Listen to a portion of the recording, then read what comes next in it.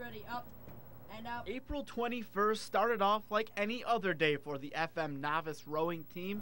The team was preparing for the upcoming state tournament, rowing its way across Onondaga Lake. That's it. But the events that would unfold in the next few minutes would change these 14 and 15-year-olds' lives forever. We looked to our left, and there's a man he had a fishing pole next to him, and he was hunched over, and at first I didn't really know what was happening, but then he started shaking. That man was 43-year-old John Brennan, who was suffering a seizure, convulsing on the rocks a mere 2 feet from the water, and the Hornets knew what they had to do. A team member called 911 while Coach Stephanie Spinella, who was 2 weeks away from graduating nursing school, attended to Brennan. I pulled my boat up onto the rocks and said, "Hey, are you okay?" And I got no response.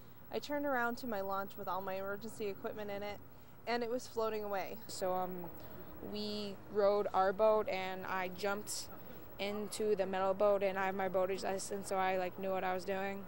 And I started that, and I docked it up there. Other team members rowed as fast as they could to a nearby boathouse. This lighthouse right behind me is where Brennan collapsed and was convulsing. The team showed maturity and decisiveness well beyond their teenage years. They saved Brennan's life.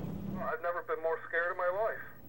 I mean, you don't know what it's like to lose control of yourself. If they weren't there, I probably would have died. If they didn't work together every day, I don't believe that they would have been able to work together that day. That tournament FM was preparing for is this weekend, and Brennan, who wished not to be interviewed on camera, has one final message of motivation for the Hornets. Pretend like I'm out there in a jetty and you're rowing to save my life again. You know? And if the Hornets do that, it will be another weekend they'll never forget. Nico Tamurian, CNY Central Sports.